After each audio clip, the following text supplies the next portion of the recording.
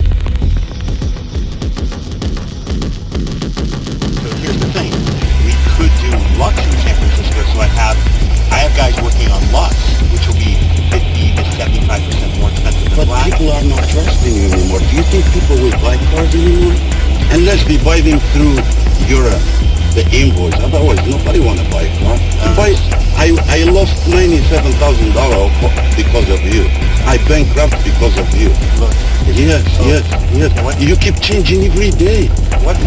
You keep changing. Hold on a second. What have I changed about black? Huh? What have I changed? The whole business. What? You dropped the prices on black. Yes, you did. Bullshit. We started with $20. Bullshit. We started with $20. You know what? How much is the mile now? $2.75? You know what? What? Some people don't like to take responsibility for their own take shit. responsibility. They blame everything in why their life on you sending somebody an email else. for town card? Good luck. Good luck to you too, but I know you don't gonna go far.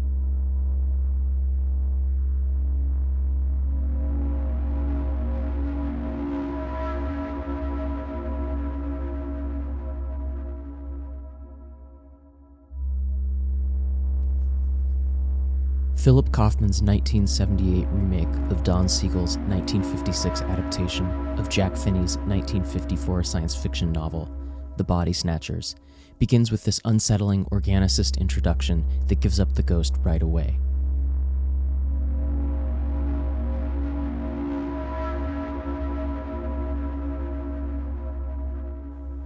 where the framework and infrastructure of the conspiracy of an invading force that turns the human race into zombie-like duplicates was left to the imagination in the earlier texts. There, an invasion of strange, plant-like pods from outer space only make themselves known once the behavior of your neighbor starts to get strange.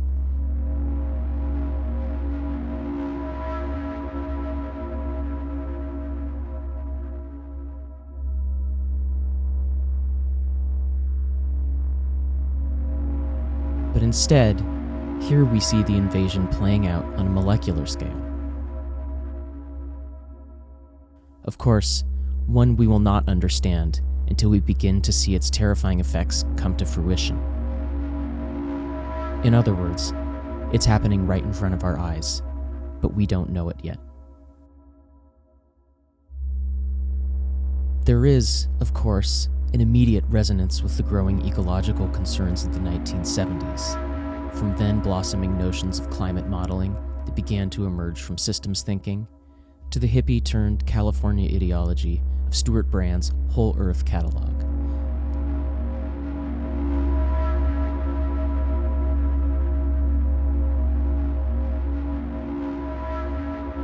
The monster in Kaufman's film emerges here in a very specific way. The 1978 version of Body Snatchers opens with what the 1970s might feel like today, with a knowing, retropic vision. A disquieting gap between strange, cloudy fibers on another planet and a flower in San Francisco Park.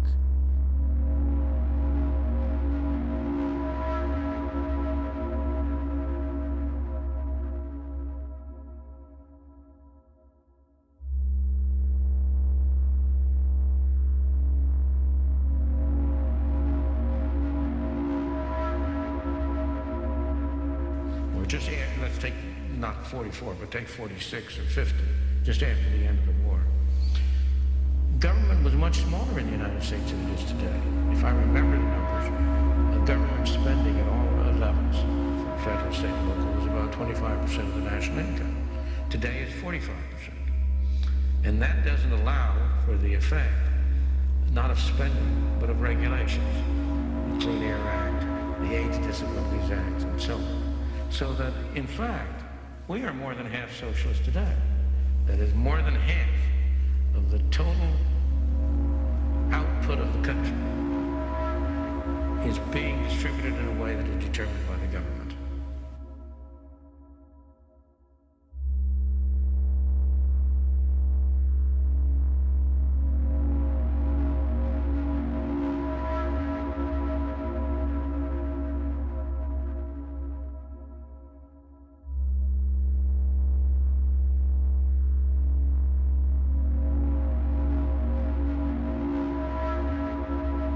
The crisis is here, but we don't even know it yet.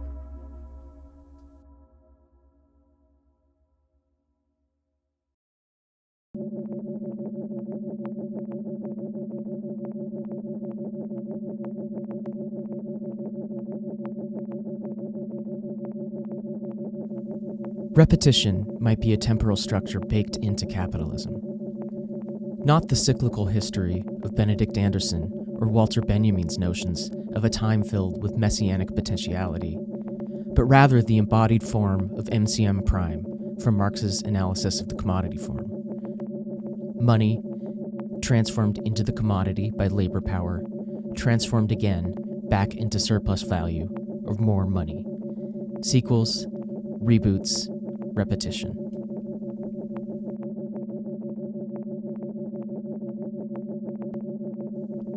Nostalgia, memory. Why do we repeat? Why do we see things again and again in their inchoate forms? Parents giving birth to their replicants, like Rachel or Deckard of Blade Runner. Franchises only continuing through reproductive futurity.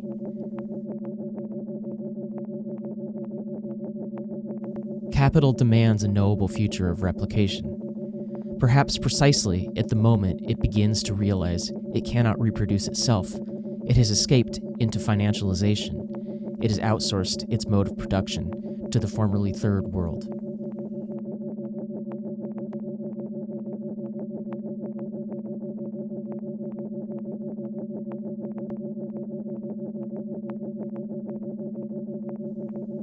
Cinema was once said to be a dream factory, the Hollywood machine. Dreams formulated during the Depression years. A Chaplin tumble, a Stanwyck wink. Today, instead, the dream machine imagines profit by financializing images of the past in franchises, sequels, reboots. We're all dreaming while they take us to the bank.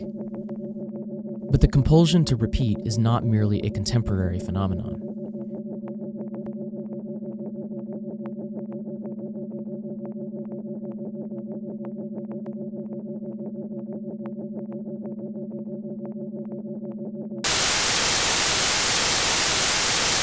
We could, I argue, think of the past not unlike the strange ocean from the Soviet science fiction film Solaris by Andrei Tarkovsky.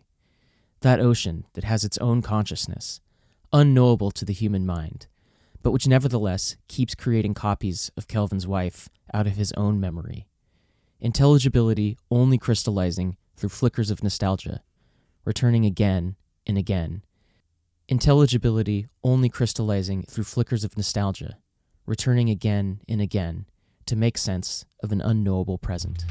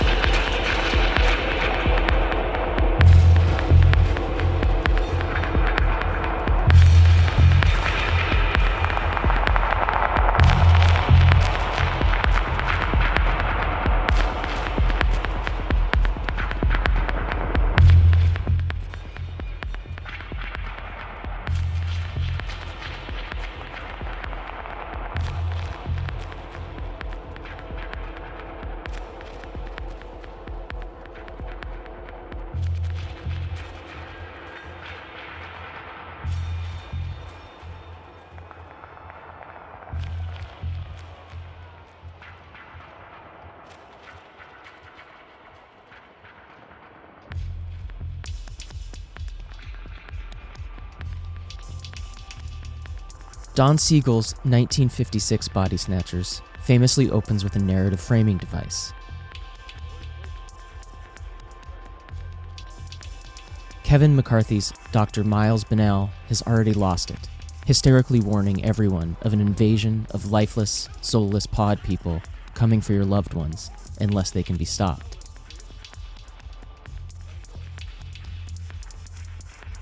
In this way, the crisis of the 1950s is already known from the beginning.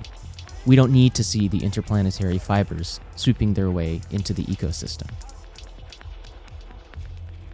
Instead, the affect of the film is built using Bennell's own paranoia as one of the dominant modes of the post-war American psyche. It once proud of the nation's victory over the twin threats of European fascism and domestic economic ruin the decade earlier, the emergence of the United States as the new global superpower after the collapse of the British Empire, but also fear that the growing threat of really existing socialism was set to destroy capitalism from the inside out.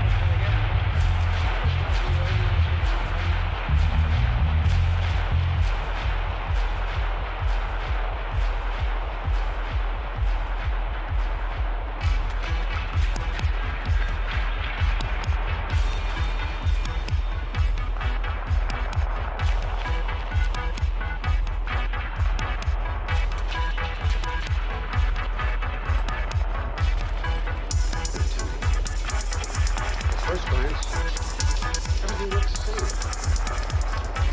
It wasn't. Something evil taking possession of the truth.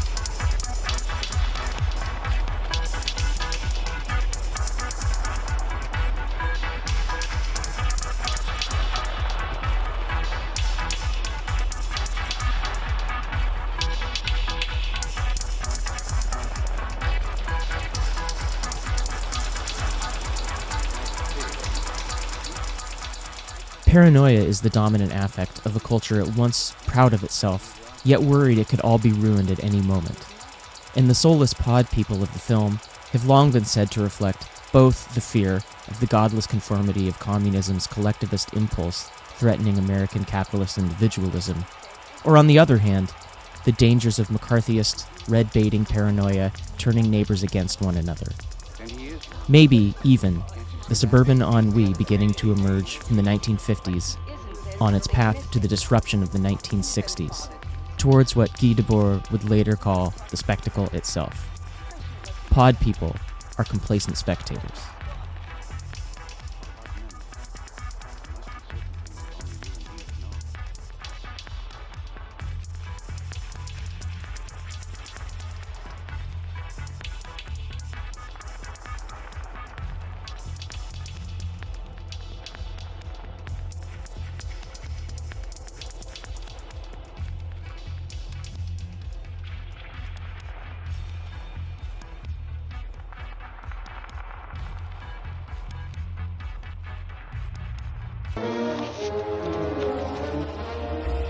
I've been afraid a lot of times in my life, but I didn't know the real meaning of fear until I did.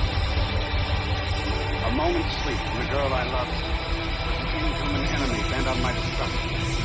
That moment's sleep was death to Becky's soul, just as it had been to Jack and Teddy and Dan Kaufman and all the rest. Their bodies were now hosts, harboring an alien form of life, a cosmic form, which to survive must take over every human man. So I ran as little Jimmy Grimaldi had run the other day. My only hope was to get away from Santa Mira, to get to the highway, to warn the others of what was happening.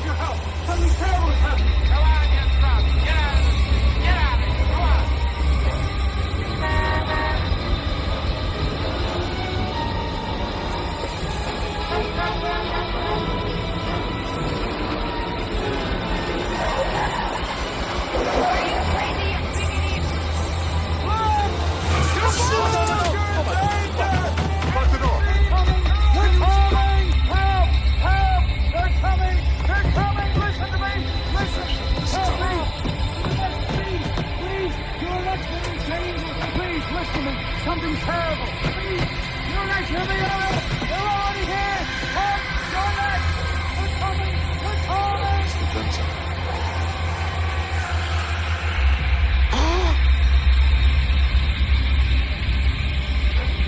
The policeman went out.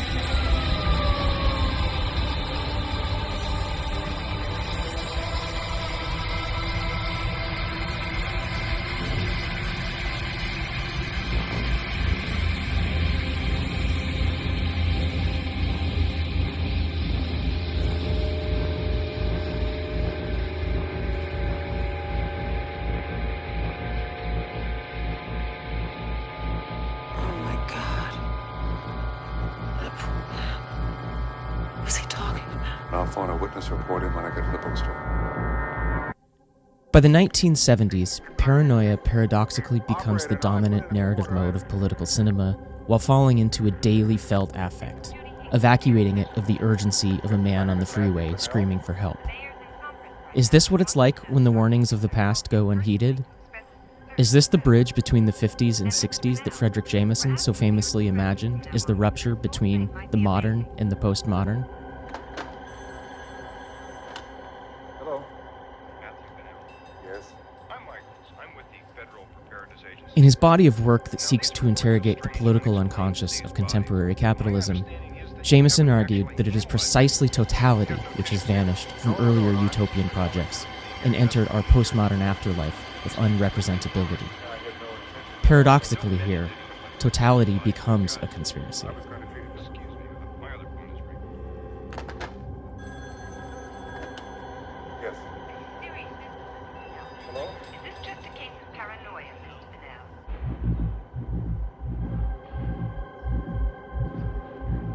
Was weird.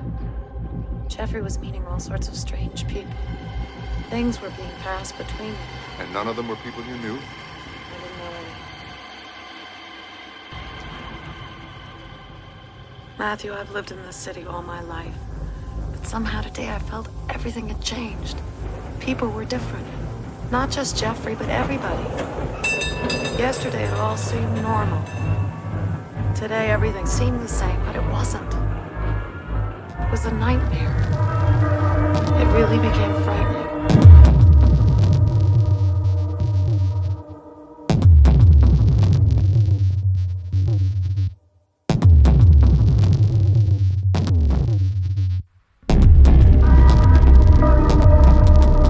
Were there words to describe what it felt like when it began? The city's in ruin, the economy in ruin. Forget stagflation. Gains by racial minorities were a threat to the capital of white America, and a fix needed to be set in order. Anyone with dreams of getting together with a new collective project may have been in bed with the Reds. There is no such thing as society. This is the lesson taught to us by the warnings of the pod people.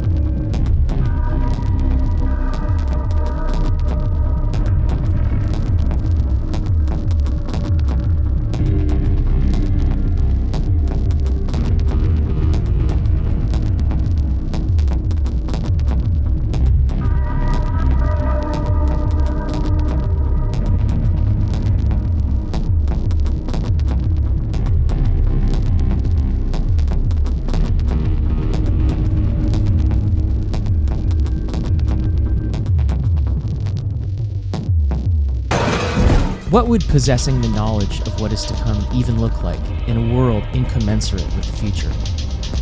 Would you have been relegated to the role of a strange person yelling in traffic? Screaming warnings in what may as well have been a dead language? What happens when paranoia and conspiracy seeps so far into the culture, into an epistemic apparatus, that it becomes the norm? A covert paranoia. Was it a conspiracy? Or was it just history falling into place? Capital following its ordained path, a period caked into the system, one that only a few knew how to articulate, but everyone seemed to anticipate. Those of us who didn't agree, who believed in what we would call a liberal society, a free society, a 19th century liberalism, there were quite a number of us in the United States and in Britain. But in the rest of the world, they were very isolated indeed. And Hayek's idea was to bring them together and enable them to get comfort and encouragement from one another without having to look around to see who was trying to stab them in the back.